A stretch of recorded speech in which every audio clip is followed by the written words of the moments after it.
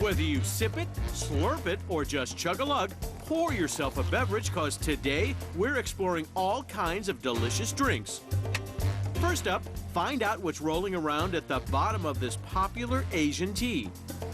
Then, see how one factory puts the squeeze on fruit juice. And move over grape soda, check out some funky flavored pop like lavender and lemongrass. It kind of takes the soda to a whole new level. Plus, an ice cream cocktail that doubles as dessert. And go behind the counter of a cafe serving up so much rich, creamy cocoa, it's like a truffle in a cup. So, take a swig of something sweet, strong, or spiked. These drinks and more are just ahead on Unwrapped.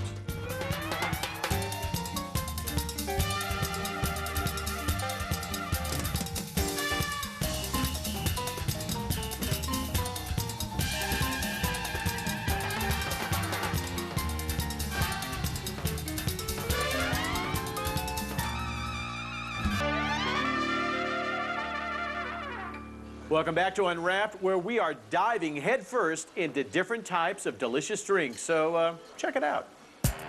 Juice boxes are nothing new, but have you ever squeezed on one of these? They're called Mondo fruit squeezers for a reason. The fun part about it at the end is when you finish drinking all the liquid out of the bottle, you suck on it a little bit more and the bottle collapses on itself. Mondo fruit squeezers were invented in 1991 by the Gelsert Company. Gelsert actually comes from the first product that was created, which was a gelatin or jelly dessert back in 1926. Today, they make millions of Mondos every year.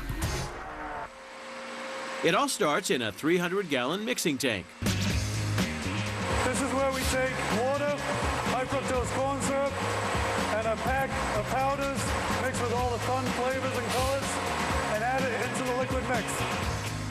Today, they're making one of their most popular flavors, Legendary Berry.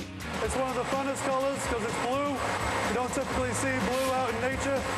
Check this out. They make 36,000 gallons of this fruity drink every day. That's more than 11 million gallons every year.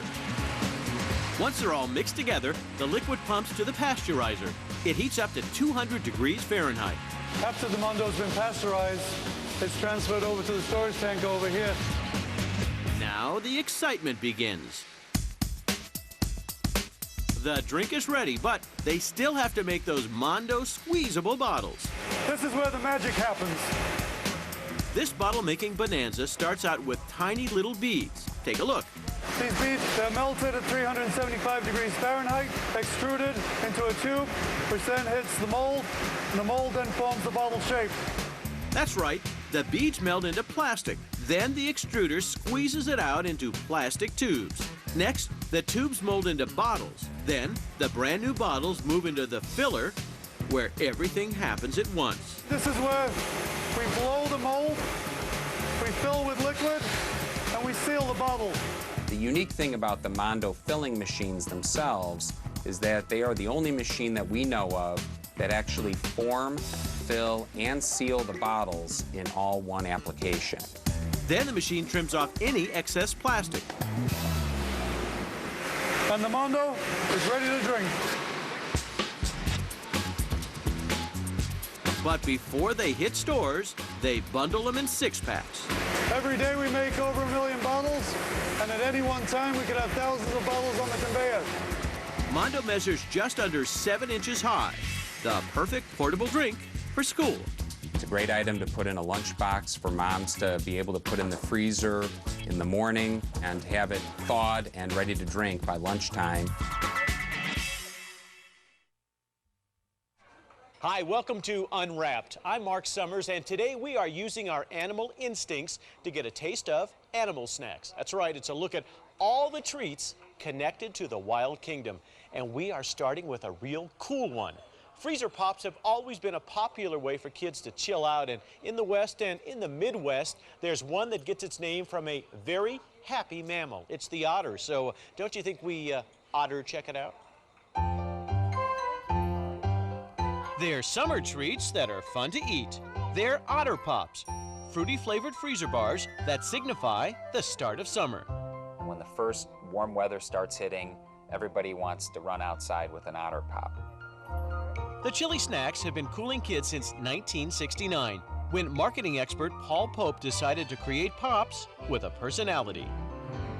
And Paul enlisted an agency in Hollywood to create a character-based freezer pop for him.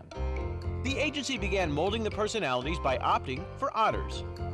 The otters were chosen by this agency because the otter is a very friendly animal. It's very loving and very loved, and they felt very comfortable with that animal. Soon, 6 cool stars with counterculture characteristics borrowed from the times were born. First 2 characters that were created were Strawberry Short Kook and Louis Blue Raspberry. Soon after, 4 more characters, including Sir Isaac Lime, Alexander the Grape, Little Orphan Orange, and Pancho Punch, became part of this Otter Pop culture. And all these otters start popping when a 17-pound packet of powder pours into a mixing tank. Here, water and corn syrup mixed together for about 5 minutes with an unusual ingredient, pear juice. Because pear juice is readily available here in this country, and it's a juice that doesn't put a lot of flavor into the product. And that neutral flavor allows the real true flavors of the Otter Pops to come out. Next, the generic blend goes through a pasteurization process and then pumps to a mezzanine where flavor and color combine to make the final formula. Then the juice transfers to the filling station via colorful conduits. They're all clear plastic tubes, so the colors that you see in those tubes is the actual finished liquid. The filling station quickly packs the Pops in 10-piece parcels and transfers them to a shipping line. And while the Pops go home in liquid form, they're only 4 hours away from freezing. It's a very convenient package for the consumer to be able to take this box home, freeze as many as they want in the freezer. Ready. Yummy. The only thing kids need to worry about is figuring out the best way to eat the treat.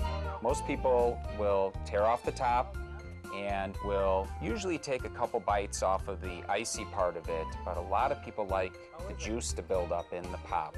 They will then take the ice and actually float it up and down in the juice.